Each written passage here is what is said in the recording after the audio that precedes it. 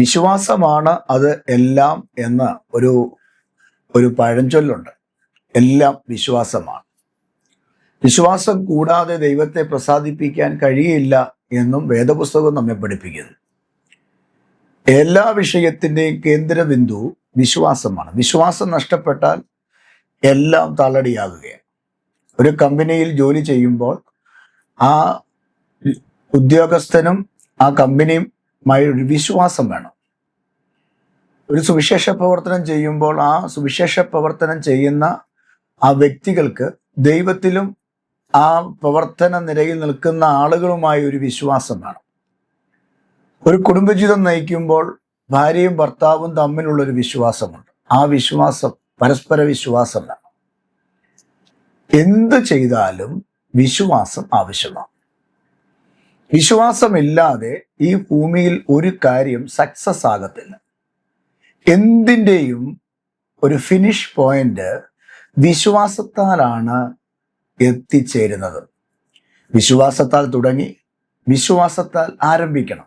ഇന്നത്തെ സന്ദേശം, ഒരു വിശ്വാസി എപ്രകാരം ജീവിതത്തിൽ മുമ്പോട്ട് പോകണം, അവൻ്റെ ജീവിതത്തിൽ വേണ്ട അനുഗ്രഹിക്കപ്പെട്ട സ്റ്റെപ്പുകൾ എന്താണ്, ജീവിതത്തിൽ എങ്ങനെ സക്സസ് ആകാൻ കഴിയും. അപ്പോസ്തലനായ പൗലോസ് കൊരിന്ത്യ സഭയ്ക്ക് ലേഖനം എഴുതിയപ്പോൾ 2 ലേഖനങ്ങളാണല്ലോ എഴുതിയത്. അത് 1 കൊരിന്ത്യ ലേഖനവും 2 കൊരിന്ത്യ ലേഖനവും, ഇങ്ങനെ 2 പുസ്തകങ്ങളാണ് നമുക്ക് തന്നിരിക്കുന്നത്. 2 കൊരിന്ത്യ ലേഖനത്തിനകത്ത് 5-ാം അധ്യായം 7-ാമത്തെ വാക്യത്തിൽ സഭയ്ക്ക് പ്രബോധനം കുറിക്കുമ്പോൾ ഈ പൗലോസ് അപ്പോസ്തലൻ പറയുന്ന ഒരു വാക്കുണ്ട്. ആ വാക്യം ഇങ്ങനെയാണ്: പ്രവൃത്തിയാൽ അല്ല, അല്ലെങ്കിൽ കാഴ്ചയാൽ അല്ല, വിശ്വാസത്താൽ അത്രേ ഞങ്ങൾ നടക്കുന്നത്. വിശ്വാസത്താൽ നടക്കുക, വിശ്വാസത്താൽ മൂവ് ചെയ്യുക. വിശ്വാസം എന്നതോ ആശിക്കുന്നതിൻ്റെ ഉറപ്പും കാണാത്ത കാര്യങ്ങളുടെ നിശ്ചയമാകുന്നു എന്ന് വേദപുസ്തകത്തിലുണ്ട്. എബ്രായ ലേഖനത്തിൽ 11-ാം അധ്യായം അതിൻ്റെ 6-ാമത്തെ വാക്യത്തിൽ വായിക്കുന്നത്, ദൈവത്തെ പ്രസാദിപ്പിക്കണമെങ്കിൽ വിശ്വാസം വേണമെന്ന്. അപ്പോ ഒരു വിശ്വാസം വർധനവില്ലാത്ത, വിശ്വസിച്ച് ജീവിക്കാൻ കഴിയാത്ത ഒരാൾക്ക് ദൈവത്തിൽ വിശ്വസിക്കാൻ പറ്റില്ല. നമ്മുടെ വാഴ്ത്തപ്പെട്ട കർത്താവായ യേശു ക്രിസ്തു സ്വർഗാരോഹണം ചെയ്യുന്നതിന് തൊട്ടു മുമ്പ് 40 ദിവസങ്ങൾ ഉയർത്തെഴുന്നേൽപ്പിന് ശേഷം ഈ ഭൂമിയിൽ ഉണ്ടായിരുന്നു എന്നുള്ളത് നമുക്കെല്ലാവർക്കും അറിയാവുന്ന കാര്യമാണ്. എന്നാൽ യേശു ഉയർത്തെഴുന്നേറ്റ് ശിഷ്യന്മാർക്ക് പല നിലയിൽ പ്രത്യക്ഷപ്പെട്ടിട്ടുണ്ട്. എമോസിലേക്ക് പോയ ശിഷ്യന്മാരുടെ അടുക്കൽ യേശു പ്രത്യക്ഷപ്പെട്ടു. അതുപോലെ മാളിക മുറിയിൽ ഭയന്നു വരണ്ടിരിക്കുന്ന ശിഷ്യന്മാരുടെ അടുക്കൽ യേശു വെളിപ്പെട്ടു. മറിയയുടെ മുമ്പിൽ ഒരു തോട്ടക്കാരനെ പോലെ വെളിപ്പെട്ടു. ഇങ്ങനെ ഒട്ടനവധി കാര്യങ്ങൾ യേശു ജീവിച്ചു ഉയർത്തെഴുന്നേറ്റു എന്നതിന് ദൃക്സാക്ഷ്യമായി യേശു കർത്താവ് പ്രത്യക്ഷപ്പെട്ടത് നമുക്കറിയാം. അതിലൊരു പ്രത്യക്ഷതയാണ് ഭയന്നിരിക്കുന്ന ശിഷ്യന്മാരുടെ അടുക്കൽ യേശു ചെല്ലുക എന്നുള്ളത്. മുറി അടച്ചിരിക്കുക. ആ അടയ്ക്കപ്പെട്ട മുറിക്കകത്ത് ശിഷ്യന്മാരുടെ അടുക്കൽ യേശു ചെന്നിട്ട് പറയുകയാണ്, എൻ്റെ സമാധാനം ഞാൻ നിങ്ങൾക്ക് തരുന്നു. ഇത് ലോകം തരുന്നത് പോലെയല്ല, എൻ്റെ പിതാവ് എനിക്ക് തന്നത് ഞാൻ നിങ്ങൾക്ക് തരുന്നു. എന്നിട്ട് അവരുടെ മേൽ പരിശുദ്ധാത്മാവിനെ അയച്ചിട്ട് അവരെ ബലപ്പെടുത്തിയിട്ട് യേശു അവിടം വിട്ട് വാങ്ങിപ്പോയി. ആ സമയത്ത് 1-ാമത്തെ അവരുടെ ആ പ്രത്യക്ഷതയിൽ തോമസ് എന്ന് പറയുന്ന ശിഷ്യൻ ഇല്ലായിരുന്നു.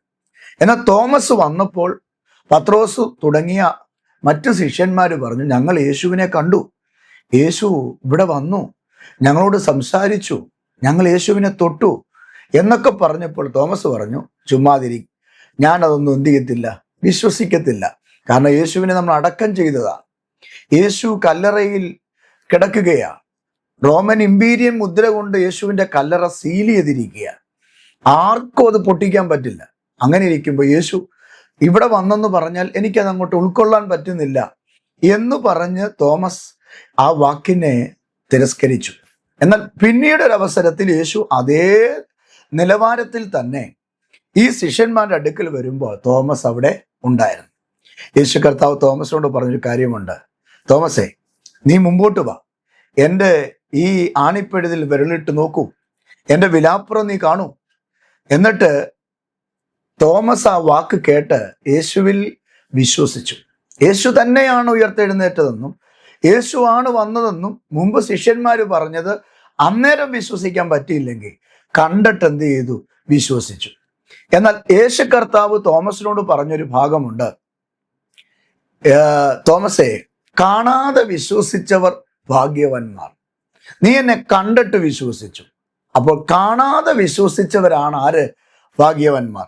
ഇവിടെ അതേ അർത്ഥത്തിൽ അപ്പോസ്തലനായ പൗലോസ് കൊരിന്ത്യയിലുള്ള വിശ്വാസികളെ നോക്കി പറയുകയാണ്, കാഴ്ചയാലല്ല, കണ്ടിട്ടല്ല, കണ്ടതുകൊണ്ടല്ല, ചില കാഴ്ചയിൽ കണ്ട കാര്യത്തിലല്ല നീ നടക്കേണ്ടത്. ചില കാര്യങ്ങൾ കണ്ടിട്ട് അത് വെച്ചല്ല നിങ്ങൾ നടക്കേണ്ടത്. കാഴ്ചയാലല്ല പ്രിയരെ, വിശ്വാസത്താൽ നടക്കുക. ഇവിടെ പൗലോസ് പറയും, ഞങ്ങൾ നടക്കുന്നത് കാഴ്ചയാലല്ല, ഞങ്ങൾ എന്തോ ഒരു സംഭവം കണ്ടിട്ടല്ല ഞങ്ങൾ ഈ നടക്കുന്നേ, ഞങ്ങൾ വിശ്വാസത്താൽ നടക്കുക. എന്താണ് വിശ്വാസത്താൽ പൗലോസ് നടക്കുക എന്ന് പറയുന്നത്? തൻ്റെ മുമ്പിൽ വെച്ചിരിക്കുന്ന ആ വിരുദ്, തൻ്റെ മുമ്പിൽ വെച്ചിരിക്കുന്ന ആ കിരീടം. അതുകൊണ്ട് പൗലോസ് അപ്പോസ്തലൻ മറ്റൊരു ഭാഗത്ത് പറഞ്ഞത്, ഞാൻ പിന്നിലുള്ളതിനെ മറന്ന് മുമ്പിലുള്ളതിനെ ആഞ്ഞുകൊണ്ട് പരമവിളിയുടെ ആ ലക്ഷ്യസ്ഥാനത്തേക്ക് ഞാൻ എന്ത് ചെയ്യുക? ഓടുകയാ. എൻ്റെ പ്രിയപ്പെട്ട സഹോദരനോട് പറയാം, നിങ്ങളുടെ മുമ്പിൽ ദൈവം ഒരു ഉറവ തുറന്നു വെച്ചിട്ടുണ്ട്. ദൈവം നിങ്ങളുടെ മുമ്പിൽ ഒരു അനുഗ്രഹം തുറന്നു വെച്ചിട്ടുണ്ട്. ദൈവം നിങ്ങൾക്ക് വേണ്ടി ഇന്ന് വരെ നിങ്ങൾ കണ്ടിട്ടില്ലാത്ത ചില അനുഗ്രഹങ്ങൾ ദൈവം ഓപ്പൺ ആക്കി വെച്ചിട്ടുണ്ട്. എന്നാൽ ഇന്ന് രാവിലെ നിങ്ങൾ വിശ്വാസത്താൽ ശ്രദ്ധിക്കൂ. നിങ്ങൾ അതിനെ വിശ്വാസത്താൽ പിന്തുടരുന്നുവെങ്കിൽ, അതിനെ നിങ്ങൾ പിടിച്ചടക്കുന്നുവെങ്കിൽ, അതിനെ നിങ്ങൾ ശ്രദ്ധിക്കുന്നുവെങ്കിൽ, അതിനെ തടയുവാൻ, അതിനെ തടസ്സപ്പെടുത്തുവാൻ ഒരു ശക്തിക്കും കഴിയുകയില്ല. എൻ്റെ പ്രിയപ്പെട്ട സഹോദരങ്ങളോട് ഇന്ന് രാവിലെ ഞാൻ ഇങ്ങനെ പറയാം, നിങ്ങളുടെ മുമ്പിൽ ഒന്നും നിങ്ങൾ കാണുന്നില്ല, എല്ലാം പരാജയമാണ്. മക്കളെ നോക്കുമ്പോൾ പരാജയം, ജോലി നോക്കുമ്പോൾ പരാജയം, സാമ്പത്തികം നോക്കുമ്പോൾ പരാജയം. നിങ്ങളുടെ ഇട്ടാവട്ടത്തിനകത്ത് നിങ്ങൾ കിടന്ന് കറങ്ങുകയല്ലാതെ ഒരു വിധത്തിലും നിങ്ങൾക്കൊരു ഗ്രോ ചെയ്യാൻ കഴിയാതെ, ഒരു ഉയർച്ച ഉണ്ടാകാൻ കഴിയാതെ, നിങ്ങൾ ഒരു കെട്ടുമുട്ടി കിടക്കുന്ന മൃഗത്തിന്റെ കഴുത്തിൽ കിടക്കുന്ന കയറിന്റെ നീളം എത്രയുണ്ടോ അത്രയും നീളത്തിൽ കിടന്ന് കെട്ടുമുട്ടി കിടന്ന് കറങ്ങുകയല്ലാതെ, ഒന്നുകൂടെ പറഞ്ഞാൽ ഒരു കിളി കൂടിനകത്ത് കിടക്കുമ്പോൾ ആ കിളി കൂടിനകത്ത് കിടന്ന് വട്ടം കറങ്ങുന്നത് പോലെ, പുറത്തേക്ക് ഇറങ്ങാൻ കഴിയാതെ നിങ്ങളെ ലോക്ക് ചെയ്തിട്ടിരിക്കുന്ന പോലെ നിങ്ങൾ കറങ്ങി കറങ്ങി കറങ്ങി ജീവിക്കുന്ന ഒരു വ്യക്തിയാണെങ്കിൽ, ഇന്ന് നിങ്ങൾ നോക്കുന്ന സ്ഥലത്ത് എല്ലാം പരാജയം, അവിടെ ഒന്നും നിങ്ങളെ സഹായിക്കാൻ ആരുമില്ലാതെ നിങ്ങൾ എവിടെയോ പരാജയപ്പെട്ട് ക്ഷീണിച്ചിരിക്കുകയാണെങ്കിൽ, ഞാൻ ഇന്ന് രാവിലെ നിങ്ങളോട് ഇങ്ങനെ ഇന്നത്തെ പ്രവചന ദൂത് പറയാം, വിശ്വാസത്താൽ നിങ്ങൾ മുമ്പോട്ട് സ്റ്റെപ്പ് വെക്കുക. ഒന്നും കണ്ടിട്ടല്ല.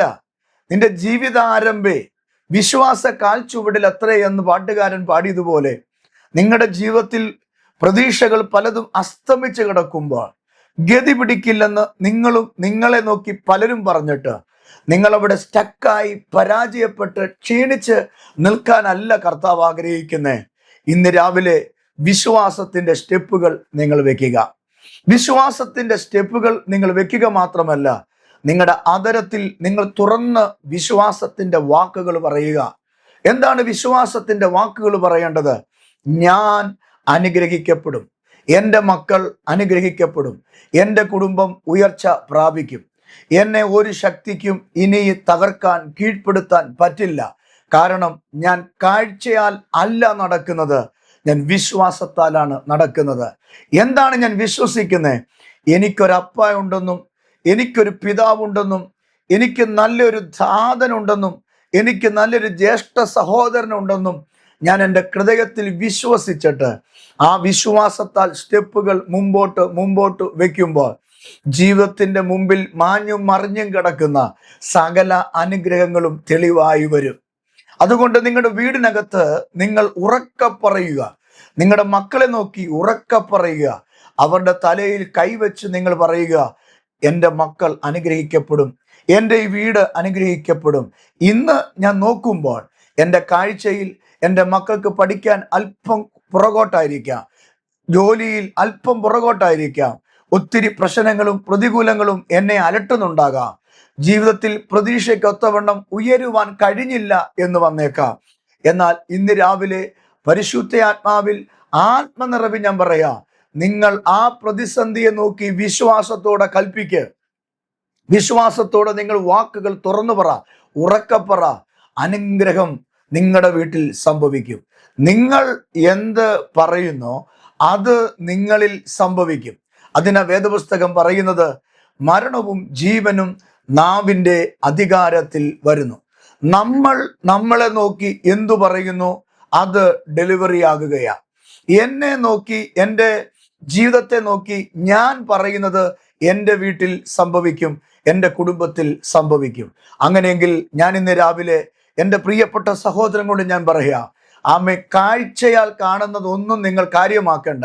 ഇന്ന് നിങ്ങൾ കാഴ്ചയാൽ കാണുന്നത് പരാജയമാകും, ജപ്തിയാകും, കടഭാരമാകും, ബ്ലേഡുകാർ വീട്ടിൽ വരുന്നതാകും, ജോലിയില്ലാതെ നിന്റെ കുഞ്ഞുങ്ങൾ വീട്ടിൽ കിടന്ന് ഉറങ്ങുന്നതാകും, പഠിക്കുവാൻ നിർവാഹമില്ല, ഫീസ് അടയ്ക്കാൻ നിർവാഹമില്ലാത്ത അവസ്ഥയാകും.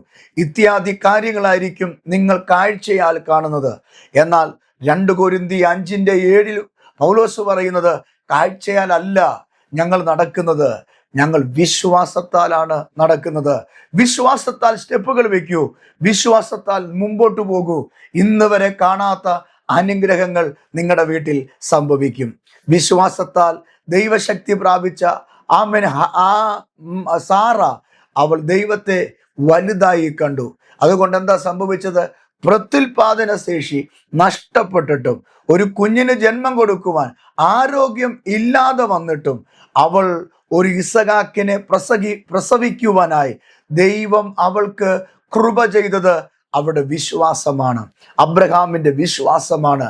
ഇന്ന് രാവിലെ വിശ്വസിക്കൂ പ്രിയരെ, നിങ്ങൾ അനുഗ്രഹിക്കപ്പെടുമെന്ന് വിശ്വസിക്കൂ. ഒരു തലമുറ കിട്ടുമെന്ന് വിശ്വസിക്കൂ. കടഭാരം മാറുമെന്ന് വിശ്വസിക്കൂ. ഈ പ്രതിസന്ധി ഒഴിഞ്ഞു പോകുമെന്ന് വിശ്വസിക്കൂ. ഇതിനപ്പുറത്ത് ദൈവം എന്നെക്കുറിച്ച് വലുത് ഉദ്ദേശിക്കുന്നു എന്ന്. അങ്ങനെ വിശ്വാസത്തോടെ നിങ്ങൾ മുമ്പോട്ട് നടക്കൂ.